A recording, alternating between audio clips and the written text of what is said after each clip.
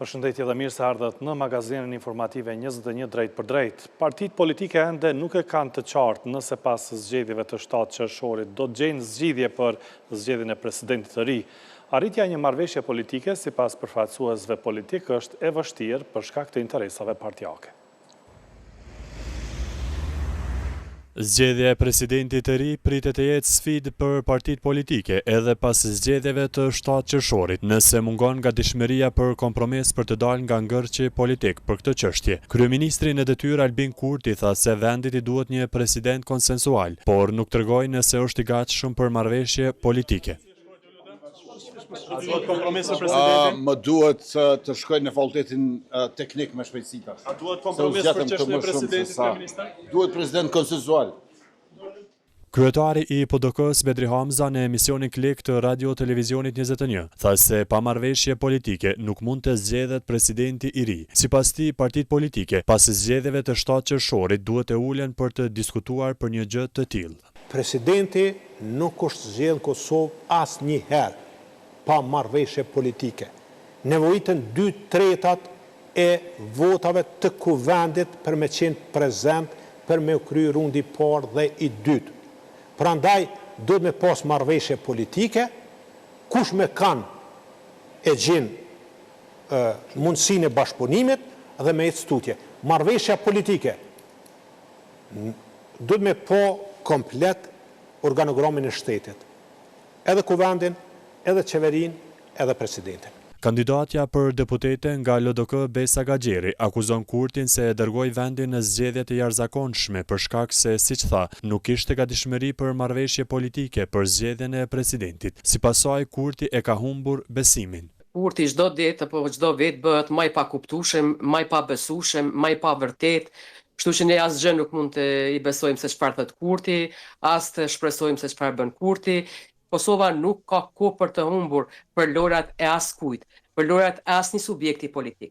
Duhet ta kuptojmë që të gjitha këto subjekte politike në Kosovë duhet të jenë në shërbim të vendit, në shërbim të qytetarëve të këtij vendi, jo në shërbim të egove personale, siç e kemi rastin e vetëvendosjes që i shërben ekskluzivisht një njeriu. Ndërkohë, kandidatja për deputete nga AAK Time Kadria i tha se pas zgjedhjeve të 7 qershorit, partitë politike duhet të jenë të gatshme për kompromis për zgjedhjen e presidentit të ri. Unë mendoj që duhet kompromis dhe është kërkuar që të jetë një kompromis, por zoti Kurti nuk ka pranuar kompromis.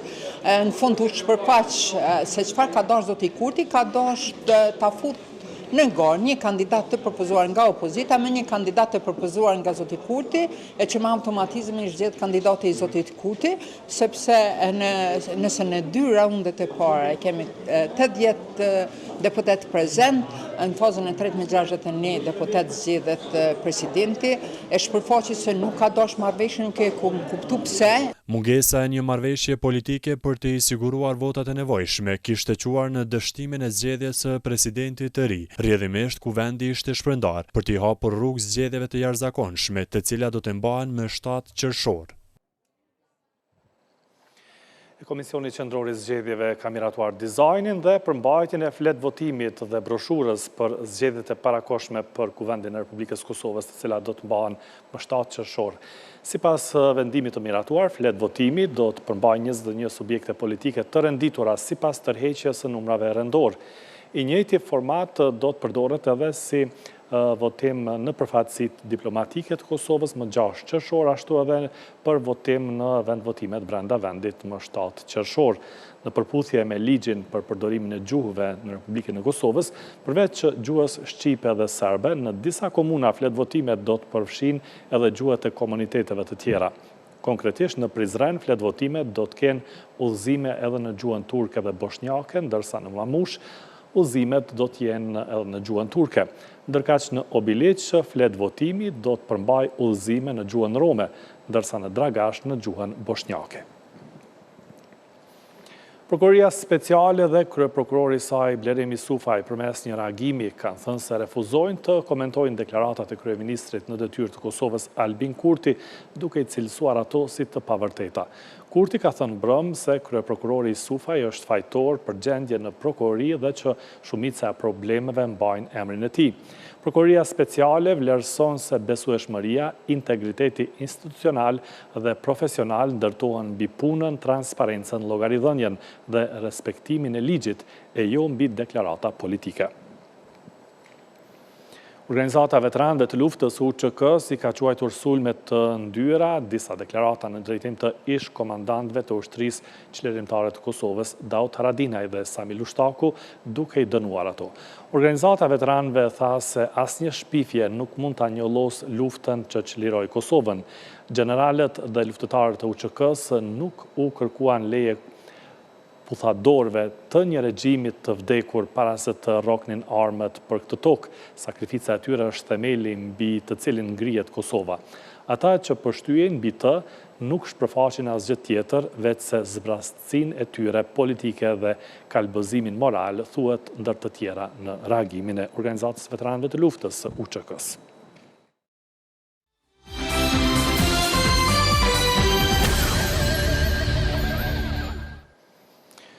Do të vazhdojmë me pjesën tematike. Serbia po synon të ndërhyjë te votuesit serb në Kosovë edhe në zgjedhjet e 7 qershorit, duke i ftuar ata që të votojnë listën serbe, parti që e ka mbështetjen e Beogradit zyrtar. Drejtori i zyrës për Kosovë në qeverinë e Serbisë ka bërë thirrje për votim të listës serbe, duke thënë se vetëm fitoria e saj është garanci, siç ka thënë, për mbijetesën e serbëve. Në këtë temë flasim me Gura Kuçkuçin, njohës i marrëdhënieve ndërkombëtare. Përshëndetje, zoti Kuçi. Shëndetje. Atëherë, zoti Kuçi, në kohën kur kemi hyrë në parafushatë zgjedhore, shohim se është aktivizuar Beogradi zyrtar, po bëhet thirrje serbëve në Kosovë hapur që të votojnë vetëm listën serbe. Çfarë do thotë kjo për demokracinë e Kosovës? Realisht tashmë është bërë një praktike zakonshme që Serbia të ndërhyjë në zgjedhjet në Kosovë, fatkeqësisht pa marrë parasysh edhe që ka pasur raporte ndërkombëtare megjithatë tërheqjeve mendjes ose verejtjes nuk është bërë në formën e duhur edhe nga vetë ndërkombëtarë dhe ata po vazhdojnë influencimin e tyre në formë të padrejtë tek serbët në Kosovë. Një çështje thelbësore është që ata pra nuk i ndihmojnë partitë politike serbe në Kosovë, po ndihmojnë një parti politike në Kosovë serbe, që është lista serbe në këtë rast, dhe që është recidiviste kundraj veprimeve kundër shtetit të Kosovës tashme dhe madje persona nga subjekti politik i tyre tashme janë të përfshirë në sulme terroriste në Kosovë. Ata mundohen që serbët në Kosovë nëpërmjet veprimeve të ndryshme të mbajnë të ngulfatër, duke përdorur nacionalizmin, duke përdorur kërcënime dhe po ashtu duke përdorur edhe benefitet e ndryshme siç janë mjete në monedha dhe po ashtu edhe mjete sanitare apo mjete shtëpiake të ndryshme që mund të jenë, por edhe punësime të ndryshme.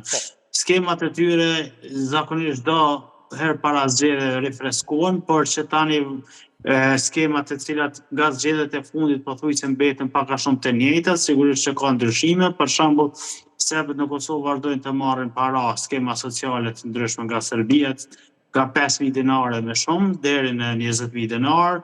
Pastaj së fundit tani domethënë ka pasur edhe në janar të këtij vitit rreth 60 milionë euro janë dhënë për çështjet e Kosovës, dhanë subvencione të ndryshme, punësime të ndryshme brenda të serbëve, por çka është fakti edhe ana tjetër, për shkak së fundit kemi edhe argumente të cilat tregojnë që lista serbe dhe Serbia po ashtu është angazhuar në kërcënim ndaj qytetarëve serb të cilët mund të jenë të lohatshëm në veprimet e tyre në votën ndaj listës serbe, duke i kërcënuar për përjashtim nga puna në institucionet paralele që funksionojnë akoma në Kosovë, si sektori i shëndetësisë dhe sektori i arsimit. E dim që tashme të përjashtuar nga puna ka pasur edhe nga kishat ortodokse që funksionojnë në Kosovë, që i kontrollon Serbia, ku për shkak që nuk kanë qenë përkrahas të listës serbe, kisha ortodokse i ka përjashtuar nga puna, pra është e përfshirë edhe kisha ortodokse në këtë fushat, dhe mbi të gjitha çka argumenton që ka një ndërhyrje të drejtë për drejtë të shtetit serb në Kosovë, është edhe vetë Petković, që është kryetar drejtori i zyrës për Kosovën në qeverinë e Serbisë, ai ka bërë thirrje që të votohet lista serbe hapur për shkak se është vetmja listë që ka për krahjen e Aleksandar Vučićit. Dhe përveç këtij është po ashtu dhe Zlatan Elek dhe figurat e tjera të cilat janë. Po, pra ka presione nga gjitha anët që vinë nga Beogradi zyrtar. Dhe kemi parë e cila quhet një listë, një popull, kështu po quhet lista zgjedhore e listës serbe, të cilën ju e keni krahasuar me propagandën naziste. Pra, ju mendoni se Beogradi po përdor retorik të tillë në Kosovë përmes listës serbe? Jo vetëm që po përdor, po ka një kohë që përcjelli vazhdimisht, do të thotë, propagandën. Tash po bëhen më shumë se 2 vite e gjysmë, pothuajse 3 që e përcjelli vazhdimisht propagandën dhe përveç tij është komplikuar dhe historikun e funksionimit të propagandës së tyre. Ata kanë si model përdorimin e modelit nazist të propagandës së tyre dhe tani po ashtu e kanë zgjedhur dhe e kanë kamufluar edhe çështjen e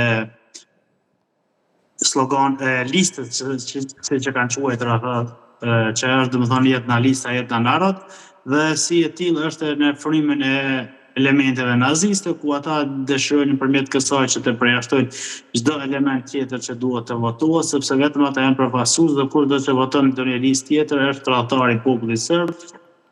Është e ngjashme me propagandën që është përdorur edhe nga koha e Hitlerit, pra nga koha e nazizmit në Gjermani, dhe si e tillë përdorin edhe kultin e partisë, kultin e liderit dhe në këtë formë e ngrisin një çështje. Nëse shikojmë deklaratat e tyre, duken të njëjta sikur në kohën që janë dhënë në gazetat e kohës të atëherë tek Hitleri, dhe është e njëjta mendësi që është duke u zbatuar edhe tek serbët. Dhe për momentin ata kanë arritur që ta profesionalizojnë dhe po ashtu ta luajnë edhe fatkeqësisht rolin e viktimës duke përdorur argumente të ndryshme fallse, të cilat vazhdimisht i fryen dhe i përmenden me shpejtësi të madhe derisa një gënjeshtër të përdoret si formë realiteti që kinë se serbët në Kosovë janë në represion nga qeveria e Kosovës, është duke bërë spastrimet një kundra e tyre dhe janë duke bërë elemente të ndryshme, gjëra të cilat janë të pavërteta që po ndodhin në Kosovë. Pra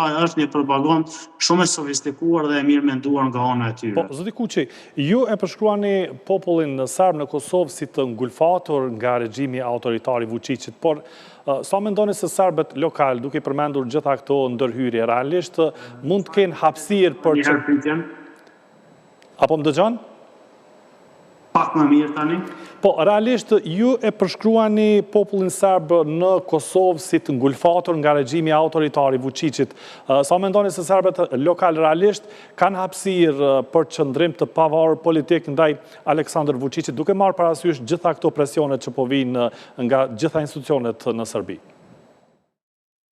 Ne edhim tashme që populli serb nuk është duke funksionuar as pak në formë demokratike, sidomos nga krijimi i listës serbe në Kosovë.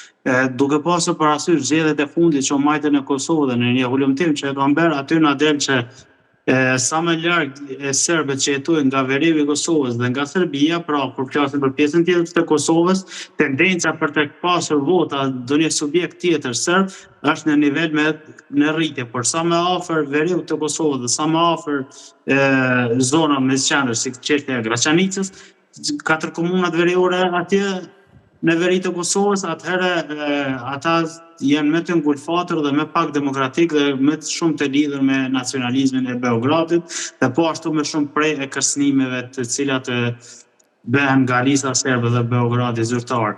Ata ngulfaten në forma të ndryshme për shkak se serbët të cilët jetojnë në Kosovë kanë edhe lidhje familjare me pjesën e serbëve të cilët jetojnë në Serbi dhe në këtë formë ka pasur shumë raportime ku ata kanë bërë kalime kufitare, janë ndaluar nëse ka pasur qëllime opozitare nga ndonjë prej tyre, atëherë ata janë ndaluar, janë marrë në pyetje dhe po ashtu janë bërë edhe restriksione të ndryshme kundra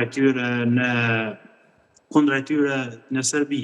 Përveç tjera do të thotë ka pasur edhe kërcënime ndaj subvencioneve që mund të marrin, ka pasur edhe kërcënime të cilat nuk e lejojnë që ata të punësohen në forma të ndryshme. Pra, mund të themi që një demokraci funksionale tek pala serbe në Kosovë, ashtu siç nuk ekziston në Serbi, nuk ekziston as në Kosovë. Dhe kjo ngulfatje fatkeqësisht është duke u vazhduar për shkak se nuk ka edhe ndonjë tërheqje të vëmendjes apo të ndonjë tërheqje reale të vërejtjes nga pala ndërkombëtare, sepse nga palët në Kosovë ka tërheqje të vërejtjes nga kësaj çështje, por nga pala ndërkombëtare nuk ka një tërheqje të vërejtjes, përkundrazi që në zgjedhjet më herët ka pasur monitorime nga Bashkimi Evropian, një herë për herësh ata vazhduan me një raport, por herët e tjera kryesisht i pranuan zgjedhjet si legjitime përkundrazi që kishin një raport të gjerë mbi shkelje të ndryshme dhe kjo po lejon që fuqiqet e rehabilitoj qëllimet e tyre në Kosovë. Përveç tjera, ndoshta do të duhet të ishin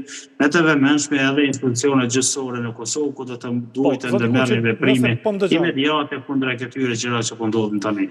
Zoti Kuqi, pra, përveç tërheqjes, vëmendjes, vërejtjes nga institucionet e Kosovës, ashtu edhe nga Bashkimi Evropian, pasi që ata kanë dalur dhe me raportet e tyre pas zgjedhjeve të fundit se Serbia ka ndërhyrë në këto zgjedhje, çfarë do duhej të bënë institucionet e Kosovës për të ofruar serbëve alternativë politike dhe siguri institucionale në mënyrë që të mos mbeten të varur nga lista serbe?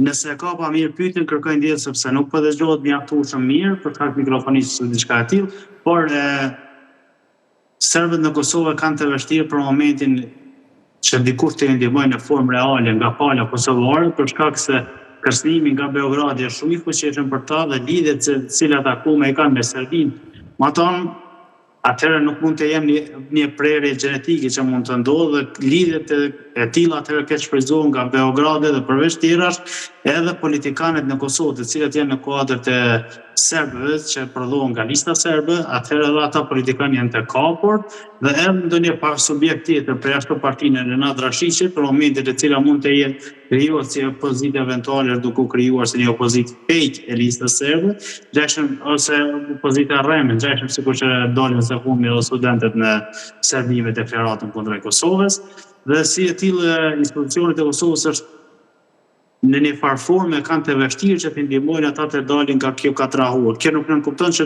duhet të ndalet, duhet të rritet bashkëpunimi me serbët në Kosovë, duhet të rritet integrimi i tyre, duhet të ju tregohet në formë të qartë se realisht e drejtat e tyre në Kosovë janë duke u zbatuar, ata kanë gjuhën e tyre, ju garantohet punësimit, ju garantohet çdo veprim tjetër dhe këtë tashmë edhe ata e dinë. Por puna më e madhe do të ishte që duhet të ju tërheqet frika nga Beogradi zyrtar. Varësia nga Beogradi zyrtar për shkak të beneficioneve të ndryshme që po ndodhin dhe beneficionet që janë duke i marrë dhe ndoshta edhe në rrugë jo ligjore që janë duke ndodhur, atëherë këto janë reagimet kryesore që do të duhet të ndërmerrte shteti i Kosovës për momentin. Dhe sipas jush në zgjedhjet e 7 qershorit do të jetë rezultati i njëjtë, lista serbe do të fitojë ato 9 ulëset që i kishte fituar në 2 palë zgjedhjet e fundit, apo ky numër i deputetëve të listës serbe mund të bie dhe mund të vinë në shprehje eventualisht partia Nenad Rashiqit dhe partitë e tjera, 3 partitë e tjera që garojnë në këtë zgjedhje? Realisht nuk mund të presim ndonjë befasni të ndryshme përveç se 9 ulëseve të garantuara të tyre, ndoshta të 10-ën. Ata zakonisht në zgjedhjet e kaluara kanë pasur fushatën një nga propagandat kryesore dhe tendencat e tyre ka qenë marrja 10 ulëseve dhe në një farë forme kanë përjatuar si një lloj humbje në një ulëse në kuvendin e Kosovës që ka ndodhur dhe përveç tyre po ashtu e kanë synimin prapë që të marrë 10 ulëse, por duhet të kihet shumë kujdes nga KQZ-ja dhe institucionet e drejtësisë për të sigurisë që të mos na përsëriten rastet e manipulimeve të votës me garadhat e komunitetit, siç ka ndodhur në të kaluarën, apo të shfrytëzohet ndonjë lloj komuniteti tjetër në Kosovë, ku serbët do të manipulonin votat siç është detyruar pastaj institucionet e drejtësisë të ndërhyjnë dhe të rikthejnë demokracinë prapë në përfaqësimin e minoriteteve në Kosovë. Pra mund të për shkak të përvojës së kaluar duhet të kemi shumë kujdes, ndërsa sa i përket rezultatit nuk mund të presim befasi të ndryshme për shkak se tashmë ata e kanë kapur gjithë palën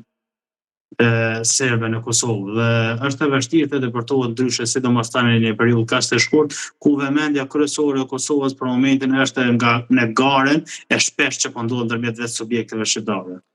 Po, Zdikuqi, krejtësisht në fund për te këtyre ndërhyrjeve të institucioneve të Serbisë në Kosovë, tek serbët e Kosovës që ta votojnë listën serbe, do doja t'i pyesja edhe për atë reagimin e protestuesve në Serbi në raport me Kosovën, të cilën e quajtën si pjesë të pandashme të Serbisë, kishte reagimet të ndryshme rreth kësaj qasje të studentëve të cilët protestojnë kundër Vučićit, por kur është në pyetje Kosova, pothuajse nuk kanë dallime sa i përket çështjes së Kosovës. Si e pat këtë reagim ndaj Kosovës të studentëve protestues në Serbi? Do ta shohim ndoshta nga disa hipoteza të caktuara për shkak se mospërkrahja e duhur ndaj studentëve në Serbi lejoi që me gjatë të ndërhyjnë edhe ndikimet e shërbimeve sekrete serbe, përkrasit e Vučićit dhe mafia e tij ndërmjet studentëve dhe në këtë formë ta ndryshojnë narracionin. Dihet se që nga fillimi ka pasur protestues të ndryshëm ku aty kanë futur flamuj nacionalist, flamuj pro-Vučićit, flamuj pro-Rusisë dhe çështjet e tilla të cilët studentët janë munduar vazhdimisht që t'i shmangur. Por tani arritën në një pikë ku nuk e shmangen as pak atë nacionalizmin shovinist serb dhe ranë prej me deklaratën e tyre ku është përfaqen haptazi me çështjen për Kosovën, ku treguan që edhe ata janë kundrej Kosovës, pavarësisë së Kosovës dhe kanë interesin pothuajse të njëjtë sikur vija Miloševićit dhe Vučićit. Kjo është një fatkeqësi e madhe për vetë Serbinë së pari, për shkak se atë u tregua që tani me Serbia mund të shkojë lirisht në zgjedhje dhe Vučići ka të garantuar fitoren e tij, edhe pse sondazhet tashmë kanë qitur fitues, sepse vetëm 23% kanë dalur që do t'i votonin nëse do të kishte një opozitë serbe nga studentët, por kjo e garanton një fitore të fuqishme të Vučićit, e garanton një mendësi të vazhdimësi të mentalitetit të njëjtë të Serbisë dhe një destabilitet të ardhshëm të afërt në rrethonat e reja gjeopolitike për Ballkanin Perëndimor. Kjo është një alarm realisht për Kosovën dhe të gjitha vendet e Ballkanit Perëndimor që Serbia për momentin është pa një alternativë demokratike dhe duhet të ketë shumë kujdes në kuadër të bashkëpunimit me të, edhe në kuadër të sjelljes së Serbisë dhe vendeve të rajonit për shkak se bashkëpunimet e saj shumë të afërta me Rusinë, por edhe me Kinën dhe vendet të cilat janë antiperëndimore e përbën një kërcënim real kundra vendeve të Ballkanit Perëndimor. Dhe unë them që kjo duhet të merret si një kërcënim nga shteti serb që është bërë ndaj Kosovës për shkak të qëllimeve të tyre të cilat i kanë pasur vazhdimisht dhe tashmë po i shprehen edhe nëpërmjet opozitës studentore. Le të shpresojmë që të kemi reagime më të fuqishme edhe nga Bashkimi Evropian në raport me këto sulme që vinë nga Serbia dhe këto ndërhyrje edhe në zgjedhjet cilat organizohen në Kosovë. Zdikuqi, falenderoj shumë për kohën dhe bisedën. Faleminderit, ishte shumë kënaqësi. Faleminderit edhe një herë, bisedua me Gurakuç Kuçi, njos i marrëdhënieve ndërkombëtare. Ndërhyrja e Serbisë në zgjedhjet e Kosovës është një ndër shqetësimet e ngritura edhe nga ministri për komunitetet dhe kthim Nenad Rashić, njëherë është kryetari i Partisë për Liri, Drejtësi dhe Mbijetesë. Ai thotë se serbët lokal po përballen me presion e shantazh nga ana e Serbisë për votim të listës serbe. Bisedën me ministrin e tyre Rashić e zhvilloi kolegja Valmir Hoti. Zotri Rashić, kemi parë së fundmi pothuajse përpjekjet e para të ndërhyrjes së Serbisë në zgjedhjet e do të thotë 7 qershorit. Si keni parë këto ndërhyrje, sa shqetësuese janë? Po, ju keni përdorur një fjalë shumë interesante, përpjekjet e para. Vërteta që sa i përket këtë procesi zgjedhor, pas që kemi pas shumë procese në të kaluarën, kanë nisur ma heret se zakonisht. Këto njëjtë probleme kemi pas dhe të vitin e kaluar, qoftë me zgjedhjet të fundit ose para fundit, kjo ndodhet çdo herë. Dhe une, nëse ju kujtoj, une çdo herë thom njëjtin. Nuk e kuptoni thellësinë e një represionin që ne duhet të përjetojmë kur janë zgjedhjet. Dhe në veçanti qytetarët që jetojnë aty te na, që në veçanti ata që marrin qoftë do benefita nga sistemi në Serbisë. Kështu që krejt e ta njerëz janë zakonisht shantazhuar në atë një mas ekstreme që çdo herë po ndodhet. Kësaj radhe kanë shkuar edhe një aspekt edhe më një level up, me thonë një nivel edhe më nalt, sepse ka nisur që kësaj kohë edhe 3 javë kohë deri në zgjedhjet. ata ka nisur më njëherë me përjashtime nga puna dhe kjo që ka ndodhur javën e kaluar bashkë është një reflektim real, shumë real në ato komunat me shumicë serbe, në veçanti tek ata që po funksionojnë në institucionet e Serbisë, dhe kemi pa që unë e kam lexuar atë një vendim për ndërprerjen e kontratës, i cili është absurd, ja vetëm nga aspektin ligjor, por po ashtu nga aspektin njerëzor, sepse atje bukurisht thuhet se për qëndrime politike, para mendoni, ku vjen që ju po mundet të jeni përjashtuar nga puna sepse keni bën një like, ose keni antar aktivist e një parti politike që po konsideroj që është që deri me tani nuk kemi pas kaq në mënyrë të ekstreme.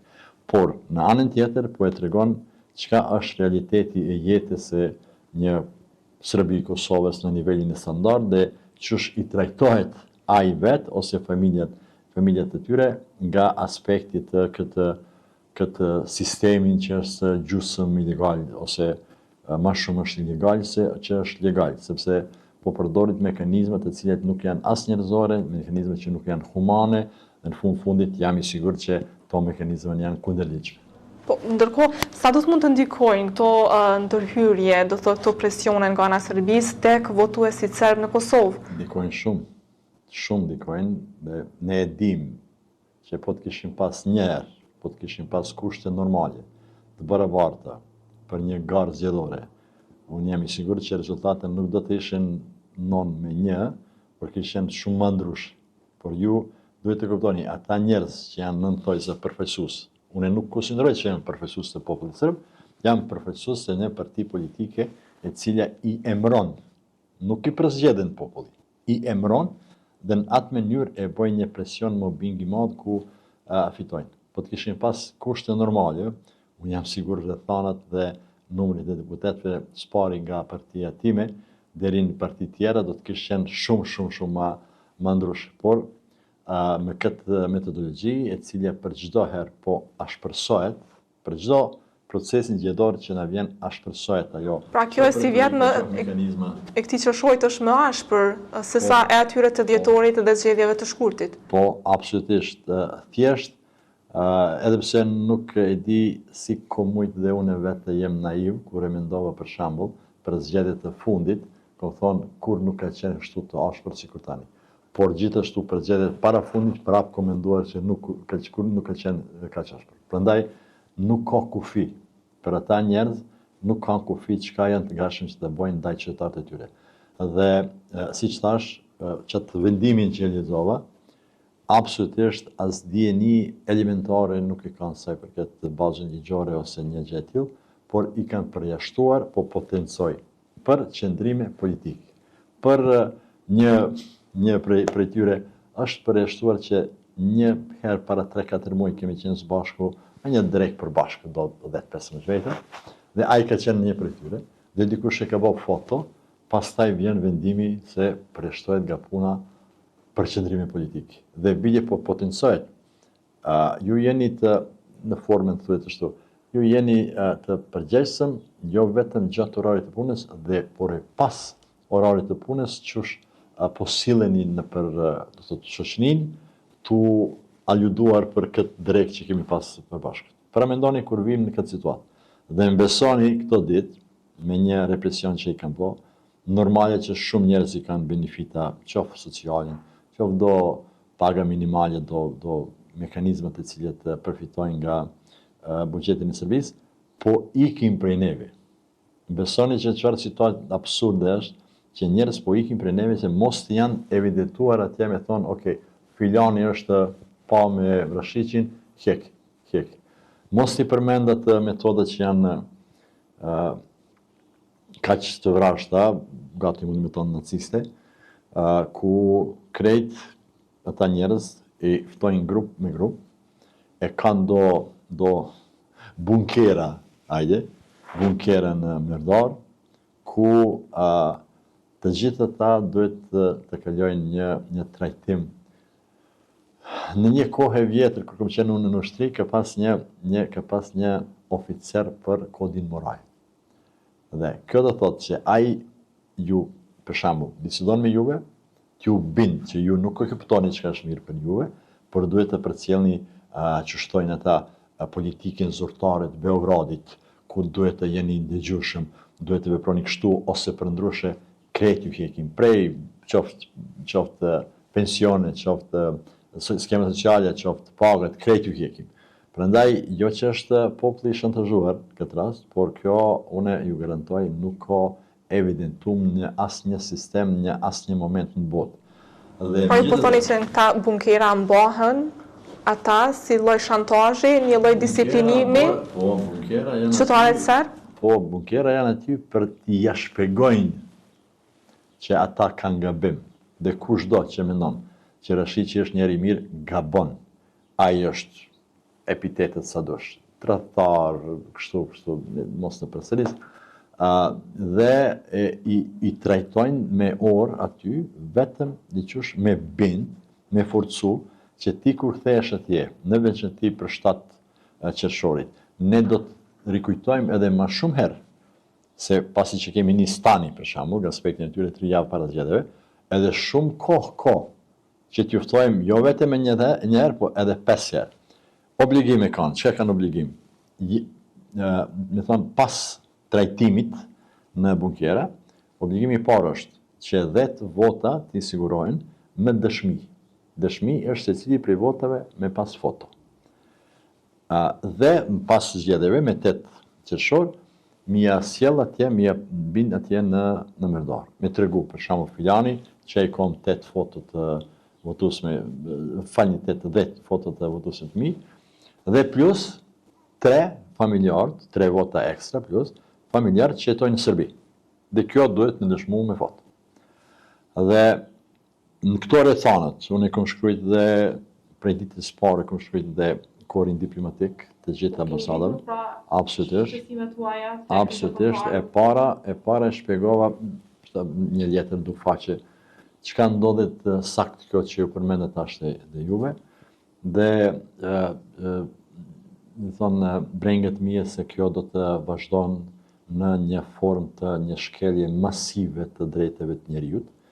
Dhe i kom lut që në letrën e dytë që e kom shkruar dje, është një kërkesë për dënim të këtyre metodologjive, sepse bile konsiderojnë nëse në veçanti shtetet të Bashkimit Evropian po na tregojnë ose po na promovojnë vlera demokratike, drejtet barabarta, liria e shprehjes, e votimi dhe kështu me radhë, bile më spaku çka mund të bëjnë, është të veprojnë në mënyrë të dënimit këto metodologjive.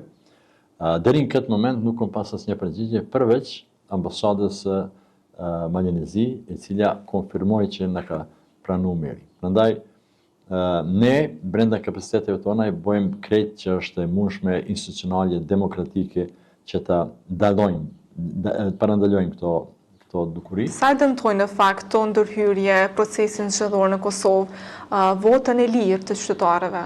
Po, të na kur nuk ka qenë votim i lirë, që të jemi sinqertë. Të drejtën për votë e lirë? Po, të na sërbt kur nuk ka qenë, prej momentin kur është formu ajo listë sërbe, ose ma mirë me thonë një ekspozitur të SNS-it, partisë politike të Vučićit, asnjëherë nuk kemi pas me thonë votën e lirë.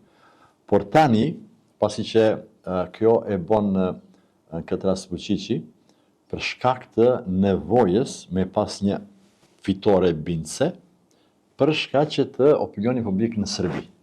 Sepse atje nëse përcjellni është definitivisht afër rrëzimin në një formë katastrofale, ku e kemi një iniciativë e re të studentëve në veçanti, e cilja në këtë moment është pa kur farë dëshim. Është dhe kjo një lloj ndërhyrje ky memorandumi nga ana e studentëve? Jo, nuk është kjo, është formalitet i cili është i nevojshëm për studentët që të deklarohet në formën si e përcaktuar në kushtetutë. Nuk është asgjë më shumë se kaq. Por nga këtë aspekt drejtet e njerëzve, por kësaj radhe është edhe më agresive, siç kemi thonë. Kjo po ndodhet 3-4 javë para zgjedhjeve. Mund të paramendoj çka mund të ndodhë radhësi, sa jemi më afër zgjedhjeve, çat ekstremizëm do të ketë edhe forma tjerat prapë që janë prapë ekstreme, sepse i nevojitet të Vučićit dhe garniturën e tij dhe diktaturën e tij, që të ketë një fitore ku ata mund të përpiqen që ta e bëjnë një prezantim jo i saktë të situatës dhe të thetë sikur në Koreun e Veriut Kim Jong-un me thonë 99.8% kemi dhe ashtu me radhë. Prandaj unë edhe një herë po përdor rastin që t'i ftoj krejt ata që janë institucionet në veçanti institucionet të Kosovës, ku ju rikujtoj një kemi drejtuar me një herë, i kom ftu prej atyre 20+ persona që kanë humbë vendin e punës, do 7 deklarata ne i kemi, i kom ftuar policit që të marrin deklarata,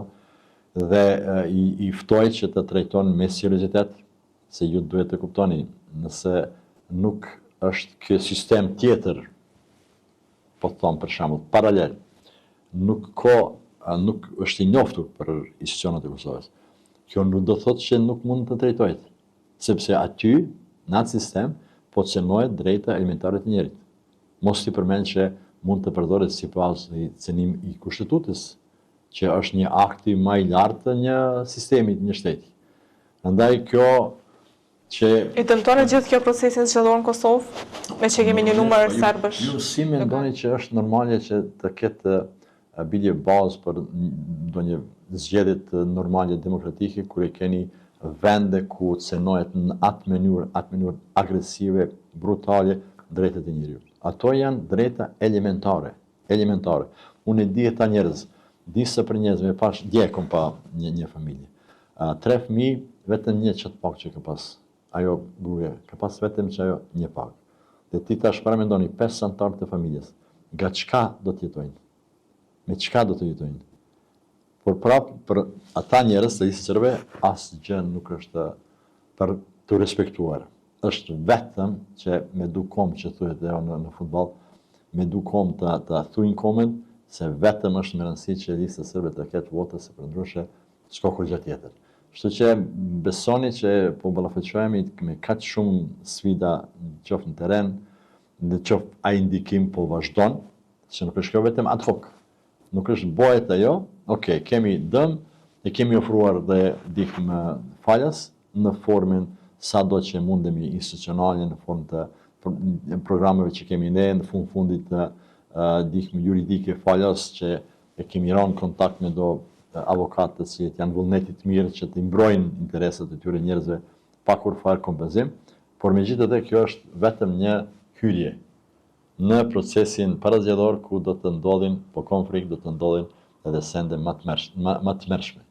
Kështu që shumë me rëndësi është reakcioni i institucioneve, është shumë me rëndësi që ta me të vërtet, po unë shoh këto sende sikur një sfidë ku po na sfidojnë në vazhdimsi. Një strukturë politike e cila është absolutisht destruktive, e cila është konstruktive vetëm kur shkojnë në bankomatin që t'i nxjerrë para prej sistemit. Kur vjen koha për respektimin e ligjeve, fajn, por edhe ti duhesh me respektu ligjit. Jo vetëm ne, por edhe ti.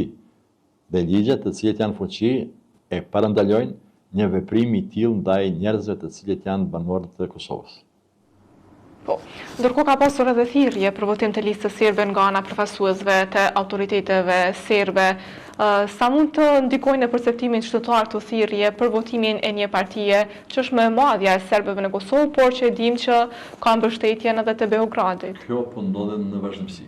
Jam i sigurt që keni pas raste që ta shihni që kjo ndodhet prej fillim dhe nuk ka kurfar hezitim aty, po jo vetëm kaq. Një anë tjetër që ndoshta ju nuk e shihni është organizimi masovik të gjithë ata që kanë shtetësinë e Kosovës, që t'i sjellin këtu forma të ndryshme, qoftë me autobuse, qoftë me automjete, qoftë pagesa me ditje, vetëm të vinë këtu. Dhe ne në çdo procesin zgjedhor të dillen mëngjes. Ata janë 20.000 vota plus. 20.000 vota plus për ata të cilët në thojza importojnë dhe i përdorin vetëm për shkak të votimi përgjithësisht. Dhe paramendoni ju kur jeni një parti relativisht të vogël, të cilja po ballafaqohet për çdo ditë me sfida, sikur që ju bisedova pak më herët, dhe vini në momentin ditën e zgjedhjeve kur me 20.000 vota të importuara ju keni një situatë që duhet të përpiqeni të jepni forcë sa më shumë që t'i mrini një numër të mjaftueshëm të votave. Prandaj me të vërtet ne kemi drama të vërteta kur jemi në procesin zgjedhor, në veçanti për këtë keqpërdorim ose më mirë me thonë abuzim të qytetarëve në formën ku këta që janë këtu, sikur që abuzim që ju thash, që kjo veprohet që t'i tutin ata tjerë, të cilët jetojnë këtu, qoftë abuzim të njerëzve të cilët janë sjellur këtu në forma organizuar që të votojnë për listën e sërbe. Nuk është herë e parë, siç thash, kjo po ndodhet çdo herë dhe une nuk kam ma mekanizma si të luftojmë këto sisteme, këto mekanizma radikale që nuk kanë asnjë interes që të bëjnë diçka në mënyrë konstruktive për sistemin dhe qytetarët vet, por vetëm të ai grupacion që është absolutisht papërshtatshme si përfaqësues të komunitetit serb, që të jetë prapë në konvendin, që të jetë prapë në institucione dhe të prapë të bën një metodologji destruktive që prapë na sjell mbrapa. Nuk na mund në krijohet kushte që të shkojmë përpara, por vetëm na kthejmë mbrapa, që une si njeri pari si politikant nuk mund të duroj, sepse me të vërtet 20 vjet jam politik dhe në çdo moment kam përdorur për një zhvillim të pajtimit, bashkëpunimit, bashkëjetesës dhe kur e ballafaqoni me këto mekanizme që janë absolutisht të kundërta të parimeve të mia, unë me të vërtet jam ashtu kanjëherë desperate që jam shumë i goditur nga to rrethana dhe në veçanti në to veprime të cilat nuk meritojmë as ne si qytetarët, as institucionet që përdorim një bazë demokratike për bashkëjetesë. Një pyetje të fundit, e dim që edhe pas sa të kryhet ky proces do të jetë çështja e presidentit të ri. A mendoni se kësaj radhe do të mund të kemi një rezultat dhe një edhe bashkëpunim mes partive që do ta shmangin këtë çështje, këtë ngërshin rreth presidentit, apo do të kemi përsëritje të situatës si këtë herë që patëm? Unë kam thonë ashtu, pak me gore ndoshta, pak si shaka, por kam thonë nuk votoj asgjë derisa nuk e shoh marrëveshje që përfshin qeverinë, kryeministin dhe presidentin në një pakoh. Çfarë nuk kupton kjo? Në kupton nëse nuk ka marrëveshje të tillë, me të vërtetë, por në duhet që ta kemi një tolerancë, kemi një bashkëpunim. Edhe pse, unë e konsideroj që do t'i kalojmë këto sfida që janë më shumë mendore dhe politike në nivel të brendshëm të partive politike, në veçanti partit të mëdha, sikur që unë gjithmonë po distancohem sepse ne kemi një parti politike e vogël dhe e di që ka shumë elemente tjera në partit të mëdha. Po me të vërtetën është koha e fundit nëse jemi për interes të Kosovës e popullsisë në tërësi, nuk ka ma këto lojra presidenti, jo presidenti, kryetari, kështu me radhë, prandaj me të vërtetë unë pas zgjedhjeve me siguri, spaku nga aspekti moral, personal, do t'i kërkoj bëni një marrëveshje, me të vërtetë nuk ka çka të shkojmë prapë në ndo prapë rundin e zgjedhjeve, prapë zgjedhjet, do është absurde, ashtu dhe unë nuk definitivisht nuk do të përkrahej cili do formë të tensionimit të marrëdhënieve mes partive politike, vetëm për shkak të që thoni ju shumë sakt, për shkak të inateve. Nuk ka nevojë për një zgjedhje. Faleminderit shumë nderuar për komentën tuaj. Faleminderit.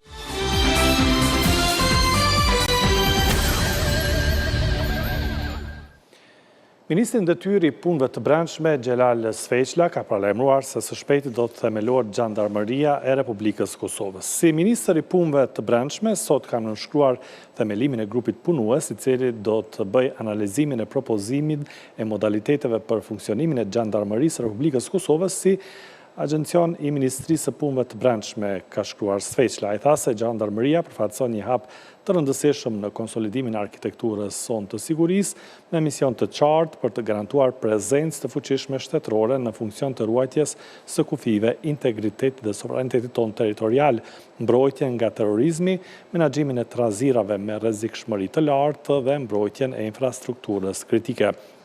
Në shkrimin e tij në Facebook, Sveçla tha se Gjandarmeria e Republikës Kosovës do të forcojë ndjeshëm kapacitetin shtetëror për parandalim, menaxhim dhe neutralizim të kërcënimeve që cënojnë sigurinë e qytetarëve dhe integritetin territorial të vendit tonë.